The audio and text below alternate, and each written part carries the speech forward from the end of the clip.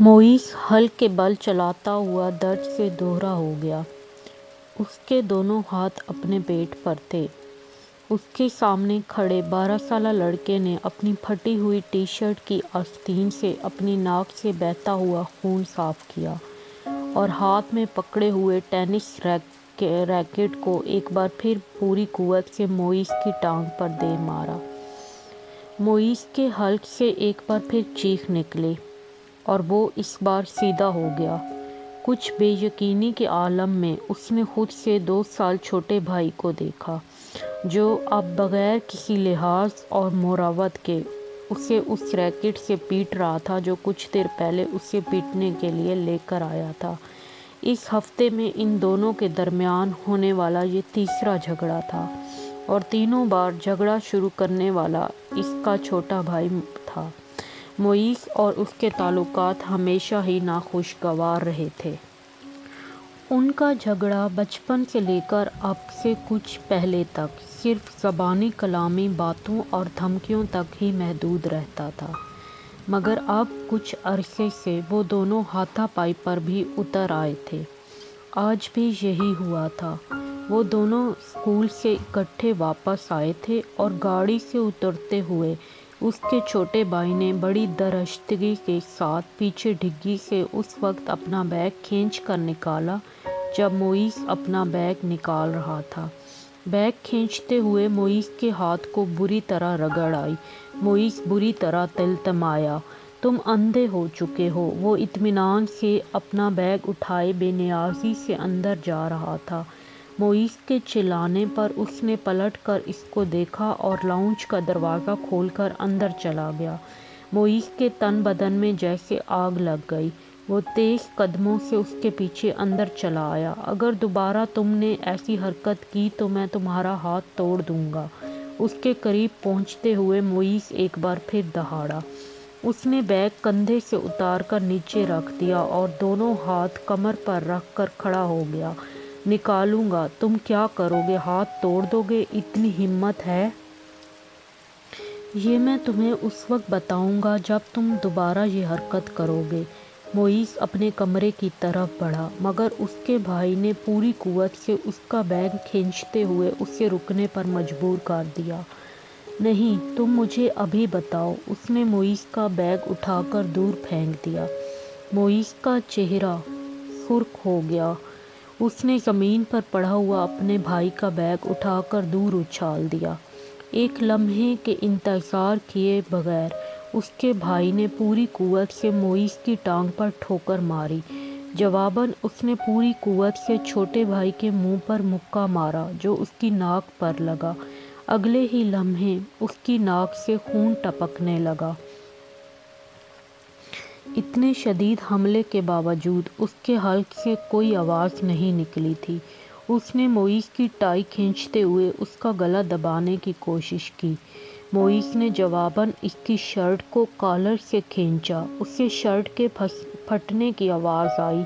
उसने पूरी कुव्वत से अपने छोटे भाई के पेट में मुक्का मारा और उसके भाई के हाथ से उसकी टाई निकल गई।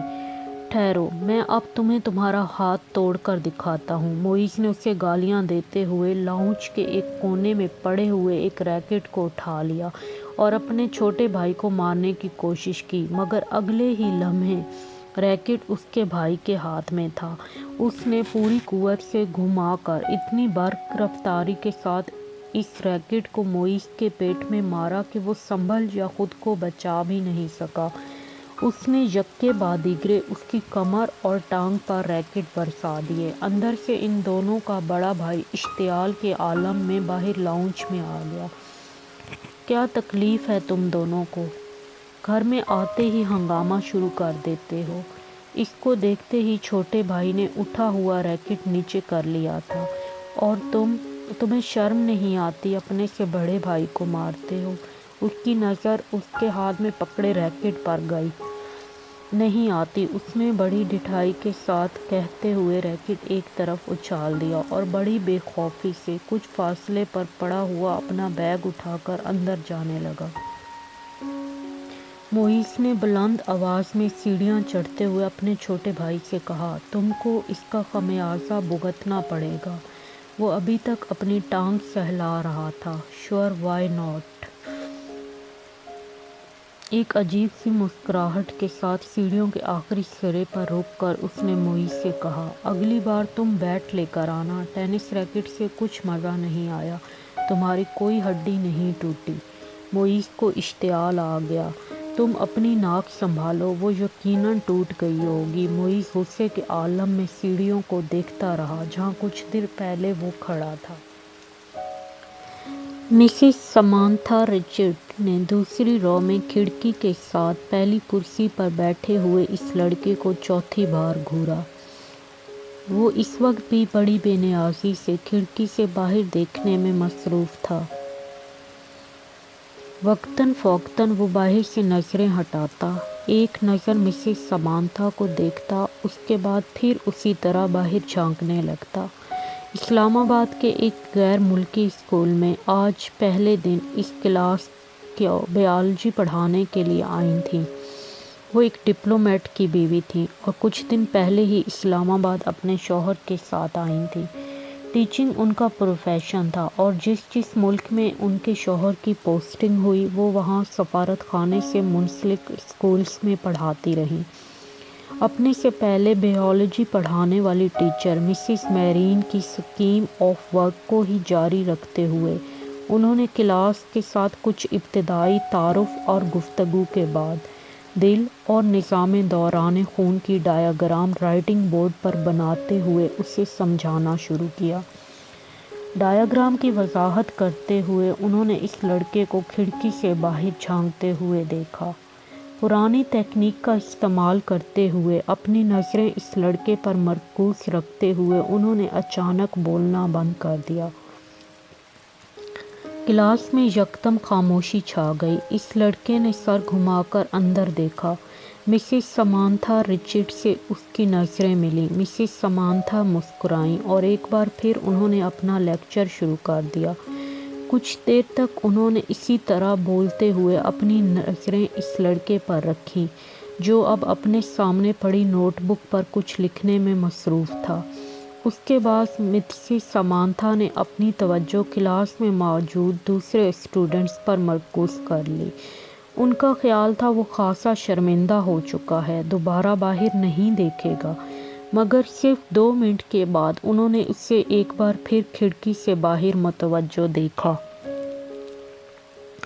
وہ ایک بار پھر بولتے بولتے خاموش ہو گئیں۔ بلا توقف اس لڑکے نے گردن موڑ کر پھر ان کی طرف دیکھا۔ اس بار مسز سمانتھا مسکرائی نہیں بلکہ قدرے سنجیدگی سے اسے دیکھتے ہوئے ایک بار پھر لیکچر دینا شروع کر دیا۔ کچھ لمحے گزرنے کے بعد انہوں نے رائٹنگ بورڈ کو دیکھنے کے بعد دوبارہ اس لڑکے کو دیکھا تو وہ ایک بار پھر کھڑکی سے باہر کچھ دیکھنے میں مصروف تھا۔ اس بار غیر ارادی طور پر ان کے چہرے پر کچھ ناراضگی نمودار ہوئی اور وہ کچھ جھنجھلاتے ہوئے خاموش ہوئیں، اور ان کے خاموش ہوتے ہی اس لڑکے نے کھڑکی کے باہر سے اپنی نظریں ہٹا کر ان کی طرف دیکھا۔ اس بار لڑکے کے ماتھے پر بھی کچھ شکنیں تھیں۔ ایک نظر مسز سمانتھا کو ناگواری سے دیکھ کر وہ ایک بار پھر کھڑکی سے باہر دیکھنے لگا۔ اس کا انداز اس قدر توہین آمیز تھا کہ مسز سمانتھا رچرڈ کا چہرہ سرخ ہو گیا۔ سالار، تم کیا دیکھ رہے ہو؟ انہوں نے سختی سے پوچھا۔ نتھنگ، ایک لفظی جواب آیا۔ وہ اب چھپتی ہوئی نظروں سے انہیں دیکھ رہا تھا۔ تمہیں پتہ ہے میں کیا پڑھا رہی ہوں؟ ہوپ سو، اس نے اتنے ریوڈ انداز میں کہا کہ سمانتھا رچرڈ نے ایک دم ہاتھ میں پکڑا ہوا مارکر کیپ سے بند کر کے ٹیبل پر اچھال دیا۔ یہ بات ہے تو پھر یہاں آؤ اور یہ ڈایاگرام بنا کر اس کو لیبل کرو۔ انہوں نے اسفنج کے ساتھ رائٹنگ بورڈ کو صاف کرتے ہوئے کہا۔ یکے بعد دیگرے لڑکے کے چہرے پر کئی رنگ آئے۔ انہوں نے کلاس میں بیٹھے ہوئے اسٹوڈنٹس کو آپس میں نظروں کا تبادلہ کرتے ہوئے دیکھا۔ وہ لڑکا اب سرد نظروں کے ساتھ سمانتھا رچرڈ کو دیکھ رہا تھا۔ جیسے ہی انہوں نے رائٹنگ بورڈ سے آخری نشان صاف کیا، وہ اپنی کرسی سے ایک جھٹکے کے ساتھ اٹھا۔ تیز قدموں کے ساتھ اس نے ٹیبل پر پڑا ہوا مارکر اٹھایا اور برق رفتاری کے ساتھ رائٹنگ بورڈ پر ڈایاگرام بنانے لگا۔ پورے 2 منٹ 57 سیکنڈ کے بعد اس نے مارکر پر کیپ لگا کر اسے میز پر اسی انداز میں اچھالا جس انداز میں سمانتھا رچرڈ نے اچھالا تھا، اور سمانتھا کی طرف دیکھے بغیر اپنی کرسی پر بیٹھ گیا۔ مسز رچرڈ نے اسے مارکر اچھالتے یا اپنی کرسی کی طرف جاتے نہیں دیکھا۔ وہ بے یقینی کے عالم میں رائٹنگ بورڈ پر 3 منٹ سے بھی کم عرصے میں بنائی جانے والی اس لیبل ڈائیگرام کو دیکھ رہی تھیں جسے بنانے میں انہوں نے 10 منٹ لیے تھے، اور وہ ان کی ڈائیگرام سے زیادہ اچھی تھی۔ وہ کہیں بھی معمولی سی غلطی بھی نہیں ڈھونڈ سکی۔ کچھ خفیف سی ہوتے ہوئے انہوں نے گردن موڑ کر ایک بار پھر اس لڑکے کو دیکھا۔ وہ پھر سے کھڑکی سے باہر دیکھ رہا تھا۔ وسیم نے تیسری بار دروازے پر دستک دی۔ اس بار اندر سے امامہ کی آواز آئی۔ کون ہے؟ امامہ میں ہوں، دروازہ کھولو۔ وسیم نے دروازے سے اپنا ہاتھ ہٹاتے ہوئے کہا۔ اندر خاموشی چھا گئی۔ کچھ دیر بعد دروازے کا لاک کھلنے کی آواز آئی۔ وسیم نے دروازے کے ہینڈل کو گھما کر دروازہ کھول دیا۔ امامہ اس کی جانب پشت کیے اپنے بیڈ کی طرف بڑھی۔ تمہیں اس وقت کیا کام آن پڑا ہے مجھ سے؟ آخر تم نے اتنی جلدی دروازہ کیوں بند کر لیا تھا؟ ابھی تو 10 بجے ہیں، وسیم کمرے میں داخل ہوتا ہوا بولا۔ بس مجھے نیند آ رہی تھی۔ وہ بیڈ پر بیٹھ گئی۔ وسیم اس کا چہرہ دیکھ کر چونک گیا تھا۔ تم رو رہی تھی؟ بے اختیار اس کے منہ سے نکلا۔ امامہ کی سرخ آنکھیں اور سوجی ہوئی تھیں، اور وہ اس سے نظریں چرانے کی کوشش کر رہی تھی۔ نہیں، رو نہیں رہی تھی، بس سر میں کچھ درد ہو رہا تھا۔ امامہ نے مسکرانے کی کوشش کی۔ وسیم نے اس کے پاس بیٹھتے ہوئے اس کا ہاتھ پکڑ کر ٹیمپریچر چیک کرنے کی کوشش کی۔ کہیں بخار تو نہیں ہے؟ اس نے کچھ تشویش بھرے انداز میں کہا، اور پھر ہاتھ چھوڑ دیا۔ بخار تو نہیں ہے؟ پھر تم کوئی ٹیبلٹ لے لیتی۔ میں لے چکی ہوں۔ اچھا، تم سو جاؤ۔ میں باتیں کرنے آیا تھا، مگر اب اس حالت میں کیا باتیں کروں گا تم سے؟ وسیم نے قدم باہر کی طرف بڑھاتے ہوئے کہا۔ امامہ نے اسے روکنے کی کوشش نہیں کی۔ وہ خود بھی اٹھ کر اس کے پیچھے گئی، اور وسیم کے باہر نکلتے ہی اس نے دروازے کو پھر سے لاک کر لیا۔ بیڈ پر اوندھے منہ لیٹ کر اس نے تکیے میں منہ چھپا لیا۔ وہ ایک بار پھر ہچکیوں کے ساتھ رو رہی تھی۔ 13 سال کا وہ لڑکا اس وقت ٹی وی پر میوزک شو دیکھنے میں مصروف تھا۔ جب طیبہ نے اندر جھانکا، بے یقینی سے انہوں نے اپنے بیٹے کو دیکھا، اور پھر کچھ ناراضگی کے عالم میں اندر چلی آئیں۔ یہ کیا ہو رہا ہے؟ انہوں نے اندر آتے ہی کہا۔ ٹی وی دیکھ رہا ہوں۔ اس نے ٹی وی سے نظریں نہیں ہٹائیں۔ ٹی وی دیکھ رہا ہوں؟ فار گاڈ سیک، تمہیں احساس ہے کہ تمہارے پیپر ہو رہے ہیں؟ طیبہ نے اس کے سامنے آتے ہوئے کہا۔ So what? اس بار لڑکے نے کچھ خفگی سے کہا۔ So what? تمہیں اس وقت اپنے کمرے میں کتابوں کے درمیان میں ہونا چاہیے، نہ کہ یہاں اس بیہودہ شور کے سامنے۔ طیبہ نے اسے ڈانٹا۔ مجھے جتنا پڑھنا تھا میں پڑھ چکا ہوں، آپ سامنے سے ہٹ جائیں۔ اس کے لہجے میں ناگواری آ گئی۔ پھر بھی اٹھو، اندر جا کر پڑھو، طیبہ نے اسے اسی طرح کھڑے کھڑے کہا۔ نہ میں یہاں سے اٹھوں گا، نہ اندر جا کر پڑھوں گا۔ میری اسٹڈیز اور پیپر میرا مسئلہ ہے، آپ کا نہیں۔ اگر تمہیں اتنی پرواہ ہوتی اسٹڈیز کی تو تم اس وقت یہاں بیٹھے ہوتے۔ اسٹیپ اسائڈ، اس نے طیبہ کے جملے کو نظر انداز کرتے ہوئے بڑی بدتمیزی کے ساتھ ہاتھ کے اشارے سے کہا۔ آج تمہارے پاپا آ جائیں تو میں ان سے بات کرتی ہوں۔ طیبہ نے اسے دھمکی دینے کی کوشش کر لی۔ ابھی بات کر لیں، کیا ہوگا؟ پاپا کیا کر لیں گے؟ جب میں آپ کو بتا چکا ہوں کہ مجھے جتنی تیاری کرنی ہے میں نے کر لی ہے، تو پھر آپ کو کیا مسئلہ ہے؟ یہ تمہارے سالانہ امتحان ہیں، تمہیں احساس ہونا چاہیے اس بات کا۔ طیبہ نے ایک دم اپنے لہجے کو نرم کرتے ہوئے کہا۔ میں کوئی 2-4 سال کا بچہ نہیں ہوں کہ میرے آگے پیچھے پھرنا پڑے آپ کو۔ میں اپنے معاملات میں آپ سے زیادہ سمجھدار ہوں۔ اسی لیے یہ تھرڈ قسم کے جملے مجھ سے مت بولا کریں۔ ایگزامز ہو رہے ہیں، اسٹڈیز پر دھیان دو۔ اس وقت تمہیں اپنے کمرے میں ہونا چاہیے۔ میں تمہارے فادر سے بات کروں گی۔ واٹ اے ربش! وہ بات کرتے کرتے غصے میں صوفے سے اٹھ کر کھڑا ہو گیا۔ ہاتھ میں پکڑا ہوا ریموٹ اس نے پوری قوت سے سامنے والی دیوار پر دے مارا، اور پاؤں پٹکتا ہوا کمرے سے نکل گیا۔ طیبہ کچھ بے بسی اور خفت کے عالم میں اسے کمرے سے باہر نکلتا ہوا دیکھتی رہی۔